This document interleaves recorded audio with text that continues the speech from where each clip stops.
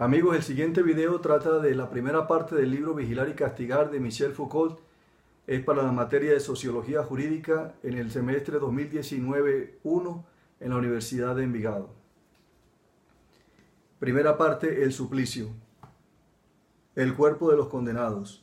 Damiens fue condenado el 2 de marzo de 1757 a pública retractación ante la puerta principal de la iglesia de París, a donde debía ser llevado y conducido en una carreta, desnudo, en camisa, con un hacha de cera encendida de 2 libras de peso en la mano. Después, en dicha carreta, a la plaza de Grep, y sobre un cadalso, o sea, como una especie de tarima, que allí habrá sido levantado, deberán serle atenazadas las tetillas, brazos, muslos y pantorrillas, y su mano derecha ha sido en esta el cuchillo con que cometió dicho parricidio. El parricidio es el asesinato de los propios padres. Quemada con fuego de azufre, y sobre las partes atenazadas, o sea, donde lo tengan así agarrado en esas diferentes partes que lo iban a hacer, o sea, lo cogían con la tenaza y ¡trac! Le hacían aquí así. Dice, sobre estas partes atenazadas se le verterá plomo derretido. Esto es una tortura. Aceite hirviendo, pez resina ardiente, cera y azufre fundido juntamente. Y a continuación su cuerpo estirado y desmembrado por 4 caballos. O sea, lo cogían, lo acostaban así y el cuerpo lo amarraban, digamos, los brazos a unos caballos, las piernas, y entonces estando el cuerpo ras, lo estiraban y lo desmembraban. Dice aquí, por 4 caballos y sus miembros y tronco consumidos en el fuego, reducidos a cenizas y sus cenizas arrojadas al viento, o sea, desaparecerlo. Finalmente se le descuartizó, refiere la Gaceta de Ámsterdam. Esta última operación fue muy larga porque los caballos que se utilizaban no estaban acostumbrados a tirar. Cuando los caballos saben tirar, ellos ante la resistencia que le hace estar amarrado, ellos tiran más. Por ejemplo, si el caballo está amarrado en un molino, pero cuando el caballo no está acostumbrado a tirar, cuando él siente la resistencia, cree que es que el amo lo está frenando y entonces es difícil hacerlo andar. Ante esta situación que pasó, dice aquí, de suerte que en lugar de 4 hubo que poner 6, y no bastando aún esto, fue forzoso para desmembrar los muslos del desdichado, cortarle los nervios, o sea, lo estaban estirando y no se zafaba, entonces le cortan los nervios, dice aquí, y romperle a hachazos las coyunturas. Toda una tortura esto. Aseguran que aunque siempre fue un gran maldiciente, no dejó escapar blasfemia alguna. Tan solo los extremados dolores que le hacían proferir horribles gritos y a menudo repetía, Dios mío, tened piedad de mí, Jesús, socorredme. Todos los espectadores quedaron edificados, o sea, educados, instruidos, amedrantados. Dice aquí, por la solicitud del párroco de Saint-Paul, que a pesar de su avanzada edad, no dejaba pasar momento alguno sin consolar al paciente. Y el extento button. Se encendió el azufre, pero el fuego era tan pobre que solo la piel de la parte superior de la mano quedó no más que un poco dañada. A continuación, recordemos que en ese entonces la justicia, y de eso se trata este libro, de cómo evolucionó la manera de educar o la manera de castigar. Sirve esta historia tanto para educación como para criminología. Entonces se trataba de que los castigos se hacían en público con tal de que la sociedad pudiera observar y de alguna manera ser advertida, como trataba de hacer resistencia a través de la culturización de las personas, trataban de educarlos en su mente, de advertirles de que si ustedes infringen la norma, infringen la conducta que socialmente es la permitida, entonces van a sufrir tal castigo. Es una especie de amedrantación.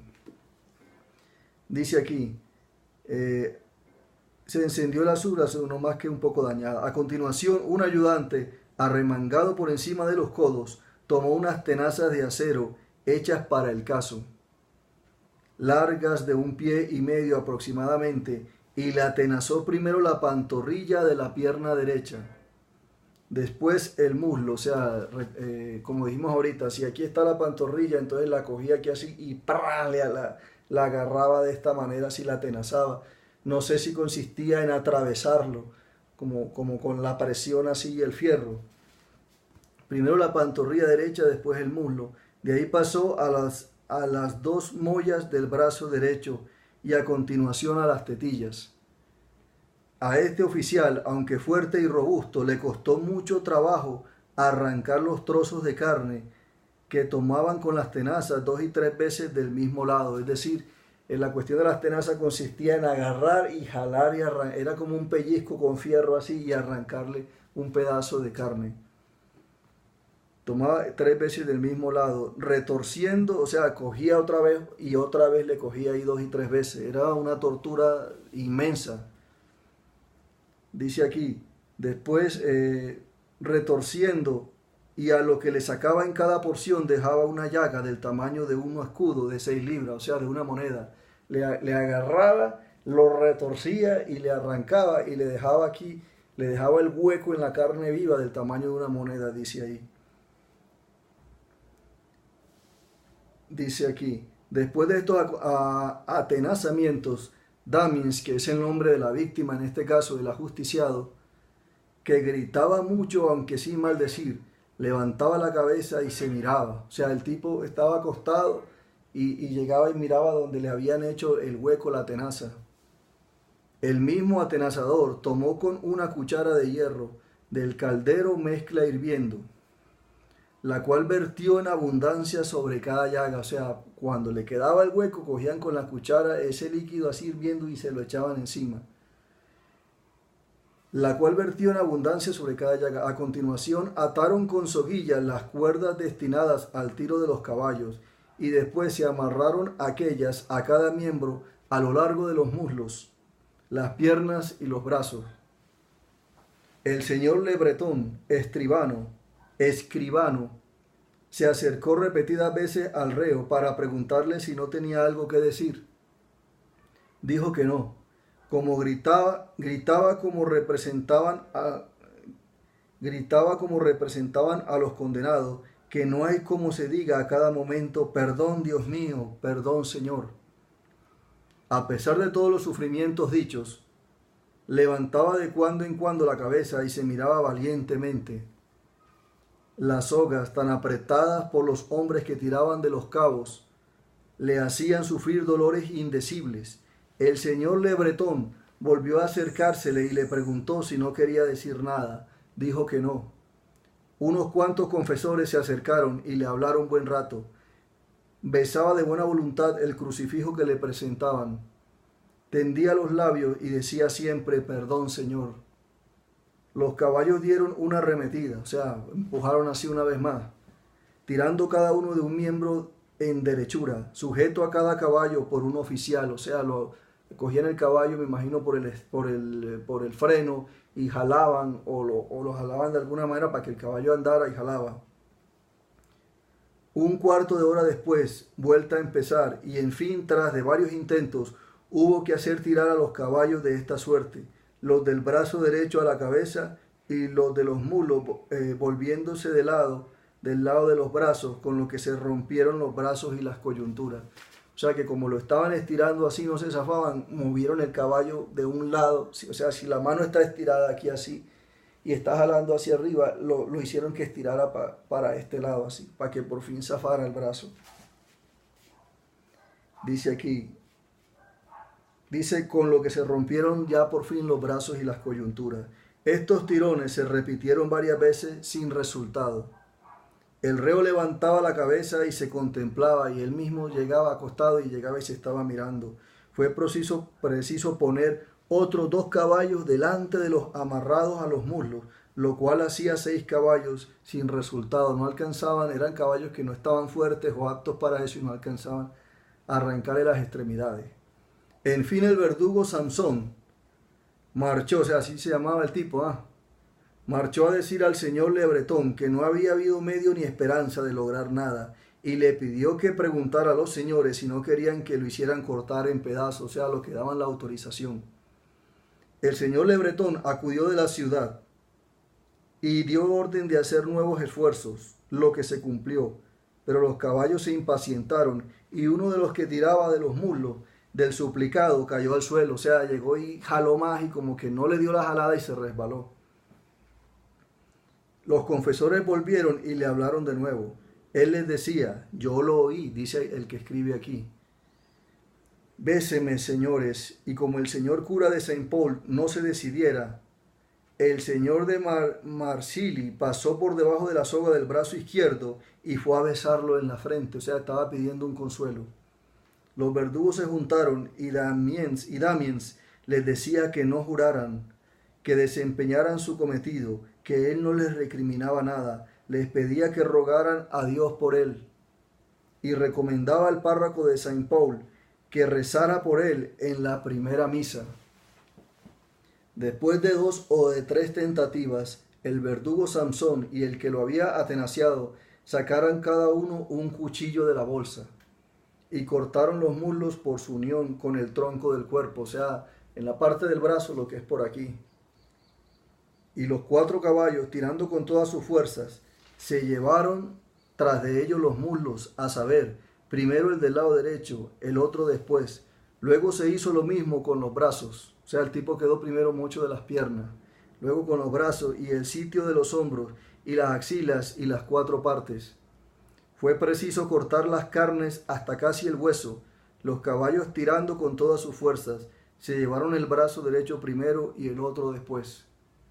Una vez retiradas estas 4 partes, los confesores bajaron para hablarle, pero su verdugo les dijo que ya había muerto. Aunque la verdad era que yo veía al hombre agitarse y la mandíbula inferior subir y bajar como si estuviera hablando, el tipo ya en esa agonía. Uno de los oficiales dijo incluso poco después que cuando levantaron el tronco del cuerpo para arrojarlo a la hoguera, incluso estaba vivo, o sea, ya sin brazos y sin piernas, el tronco solo, dice que está, el oficial dijo que estaba vivo. Los 4 miembros, desatados de las sogas de los caballos, fueron arrojados a una hoguera dispuesta en el recinto en línea recta del cadalso. Luego el tronco y la totalidad fueron enseguida cubiertos de leños y de fajina. Y prendiendo el fuego a la paja mezclada con esta madera, 3 puntos suspensivos. El cumplimiento de la sentencia, todo quedó reducido a cenizas.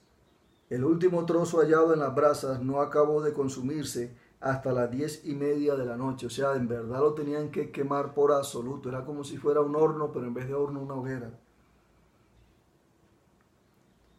Hasta las 10:30 de la noche. Los pedazos de carne y el tronco quedaron unas 4 horas en quemarse. Tardaron. Los oficiales, en cuyo número me contaba yo, así como mi hijo, con unos arqueros a modo de destacamiento, permanecimos en la plaza hasta cerca de las 11.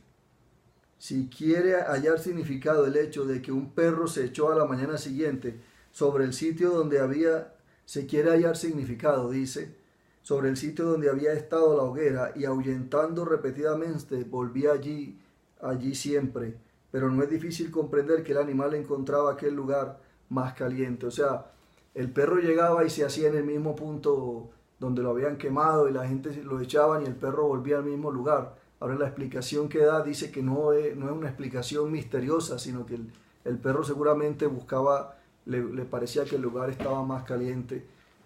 Podría pensarse también, los animales les gusta, sobre todo los que son los caninos o los canes, revolcarse en los cuerpos muertos para ellos adquirir el olor de las presas, y cuando están acechando a los otros animales no oler tanto a perros sino a la misma presa y que las demás presas vivas no huyan. Es algo que hacen por instinto. Ellos esconden su propio olor y se untan de olores de presa para que las presas no le huyan por el olfato. Bueno, dice, 3/4 de siglo más tarde, he aquí el reglamento redactado por Léon Fortier para la Casa de Jóvenes Delincuentes de París. 3/4 de siglo, o sea, 75 años más tarde. Artículo 17. La jornada de los presos comenzará a las 6 de la mañana del invierno y a las 5 en verano. El trabajo durará 9 horas diarias en toda estación. Se consagrarán 2 horas al día a la enseñanza. El trabajo y la jornada terminará a las 9 en invierno y a las 8 en verano. Artículo 18. Comienzo de la jornada. El primer redoblante de tambor, los presos deben levantarse y vestirse en silencio, mientras el vigilante abre las puertas de las celdas. Al segundo redoble, estar de pie y hacer su cama. Al tercero, se colocan en fila para ir a la capilla, donde se reza la oración de la mañana. Entre redoble y redoble hay un intervalo de 5 minutos. Vamos para el artículo 19. ¿Hacia dónde nos va llevando el libro? O sea, vemos cómo en algún momento en el siglo XVIII, para atrás, el castigo o la educación que se daba a las personas era un castigo sobre el cuerpo, era un castigo de temor, era la intimidación que se hacía, y por eso se hacía en público a las personas, y esta intimidación estaba fundamentada principalmente en el terror del dolor que producían los castigos. Vemos cómo 3/4 de siglo, o sea 75 años después, ya empieza a haber una reglamentación. A las personas no se les enseñaba a través de todo ese terror que tenían por el espectáculo grotesco que habían dicho, sino que ya estaban educando a la persona a través de una disciplina diaria. O sea, se comprendió que la actuación de las personas no era por el susto, por el miedo que se le causaba el castigo, sino por la inducción de la educación que se iba haciendo desde siempre. A la persona se le daba una disciplina que estaba muchas veces basada en lo que es, por ejemplo, puede ser inspirada en la reglamentación de los conventos. Los conventos tenían una hora para levantarse, una hora para bañarse, para desayunar, para ponerse a orar, para orar sobre una cosa, para orar de la otra, meticulosamente firmada las horas y los tiempos para todos en general. Y de ahí se exportó esta manera de educar o esta manera como de llevar la vida diaria hacia otros campos, que puede ser por ejemplo el militar, también el educacional, etcétera, etcétera. O sea, se comprendió que no era el juguetazo en sí, sino la adecuación, la habituación de una persona a ciertos costumbres diarias. A tal hora te despiertas, como cuando alguien, si siempre te despiertas con el reloj, el día que te quitan el reloj también te despierta porque ya el cerebro se adaptó. Entonces se pasó de castigar el cuerpo o de educar el cuerpo a educar ya la mente de las personas. Se entendió pues que se podía hacer de esta manera. Artículo 19. La oración la hace el capellán y va seguida de una lectura moral o religiosa. Este ejercicio no debe durar más de media hora. Artículo 20. El trabajo. A las 6:15 en verano y a las 7:15 en invierno bajan los presos al patio, donde deben lavarse las manos y la cara y recibir la primera distribución de pan. Inmediatamente después se forman por talleres y marchan al trabajo, que debe comenzar a las 6 en verano y a las 7 en invierno. Entonces vemos que esta reglamentación que se la dan a los oficiales para que se la apliquen a los presos. Si ustedes quieren hacer alguna diferencia, pueden buscar videos en YouTube de cómo era ser preso o ser un delincuente en la época medieval y cómo para la época moderna va cambiando esa mentalidad a donde Foucault nos quiere llevar. Ya no se castiga igual. Hoy en día vemos, por ejemplo, en las cárceles, hay muchos videos de cárceles, tanto en Estados Unidos, pero me impresionó mucho una cárcel que hay en Japón, y entonces donde los presos están obligados, si son extranjeros, tienen obligadamente a aprender japonés, tienen las reglas y tienen que marchar, y el que no guarde la distancia, o sea, es mucho más estricta que en el mismo Estados Unidos. Tienen que guardar una distancia y tienen que emplear obligatoriamente tiempo estudiando y tienen que levantarse a tal hora. Entonces están poniendo hábitos y disciplina, están poniendo una reglamentación que es como lo contrario a lo que el preso tuvo en la vida, que precisamente se volvió delincuente o infringió la ley, es porque no tenía él mismo en su mente límites para la ley, y entonces se los pasaba y terminaba transgrediendo, terminaba cometiendo un delito, y por eso es que está en la cárcel. Entonces lo mismo en la modernidad se distingue, y por eso empezamos desde lo que llamamos el jardín de infantes, desde el jardín de infantes, el colegio, el preescolar, la primaria, el bachiller. ¿Qué está haciendo la educación aquí? Nos está formando y nos está creando hábitos para que la persona se acostumbre de temprano a tender la cama, a levantarse temprano, a que tiene que bañarse, a que tiene que asearse los dientes. O sea, todos a través de la promoción, tanto interna en la familia como externa, todos vamos aprendiendo los hábitos. Cuando la persona tiene hábitos, ya después no tiene que decidir si va a hacer el bien o va a hacer el mal. Él está ya habituado a hacer siempre el bien, lo correcto, a levantarse temprano y cumplir. Esos son comportamientos externos. Entonces te vas a bañar, te vas a vestir, vas a estar en el colegio y vas a estar aprendiendo. Pero hay otros comportamientos que son internos, es decir, lo que no debes estar pensando, lo que no debes estar sintiendo. Entonces, otro tipo de castigo que va hacia la mente y no hacia el cuerpo. Es lo que dice Foucault. Entonces, la comida. Artículo 21, para los presos. Recordemos que esto es 75 años después de la muerte con el que empezamos el video. A las 10 abandonan los presos el trabajo para pasar al refectorio. Van a lavarse las manos en los patios y formarse por divisiones. Después del almuerzo, recreo hasta las 11 menos 20. Artículo 22, escuela. A las 11 menos 20, mire que es en minutos, no en horas. El redoble del tambor, se forman las filas y se entra en la escuela por divisiones. La clase dura 2 horas, empleadas alternativamente en la lectura, la escritura, el dibujo lineal y el cálculo. Artículo 23. A la 1 menos 20 abandonan los presos la escuela por divisiones y marchan a los patios de recreo. A la 1 menos 5, el redoble del tambor vuelven a formarse por talleres. Muchas veces nosotros tenemos hábitos y ya los tenemos tan impresos en nosotros mismos que creemos que los hemos tenido desde siempre, pero se nos olvida que había un momento en que uno se orinaba en la cama, había un momento en que no te querías lavar los dientes, que no querías estudiar, que no querías obedecer. O sea, muchas de las cosas que hoy en día las damos por sentado y ya ni siquiera las agradecemos. No hay como a quien agradecerle, buscamos a quien admirar y no pensamos que ya tenemos personas en nuestra vida que pueden ser los padres, que pueden ser incluso los hermanos mayores, que pueden ser familiares, después siguen los maestros, personas de las cuales no hay estatuas, no hay a veces reconocimiento, pero que infundieron en nosotros los hábitos que nos permiten principalmente estar en algo muy importante que se llama la civilidad. La civilidad es aquello conjunto de normas, de costumbres, todo ese contenido de cultura que nos permite haber abandonado esos vestigios o esos instintos que son más primitivos en el ser humano, como no bañarse, también hay instintos morales como el odio, la violencia, todo eso tuvo que haber sido ido puliendo, ¿cierto? Entonces el ser humano es como una especie de piedra grande que está en bruto y de la cual tiene que venir un maestro como Miguel Ángel Buonarroti y tiene que con el cincel ir quitando de nosotros aquello que sobra, las envidias, todo lo que sea moralmente repudiable, el odio, la envidia, la codicia, sí, todo lo que está desordenado y va poniendo, ya sea en ciertas regiones con educación cristiana o en otros lugares o en otros tiempos ya una educación ética, filosófica. A veces se utiliza el cristianismo, a veces se utiliza la ética, pero como sea, está puliendo aquellas partes o aquellas cosas del ser humano que son repudiables para la sociedad. Esto es lo que se llama civilidad, la civilidad personal y la civilidad que es la meta final, que es la que tiene que ver con las demás personas. Dice aquí, artículo 23, a la 1 menos 20, listo, ya lo leímos, al 24, los presos deben marchar a los talleres, el trabajo duro hasta las 4. Artículo 25, a las 4 se abandonan los talleres para marchar a los patios, donde los presos se lavan las manos y se forman por divisiones para el refectorio. Artículo 26. La comida y el recreo que le sigue duran hasta las 5. En ese momento los presos vuelven a los talleres.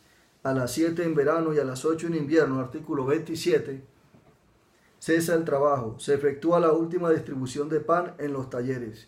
El preso o un vigilante hace una lectura de un cuarto de hora que tenga por tema algunas nociones instructivas o algún rasgo conmovedor, a la que sigue la oración de la noche.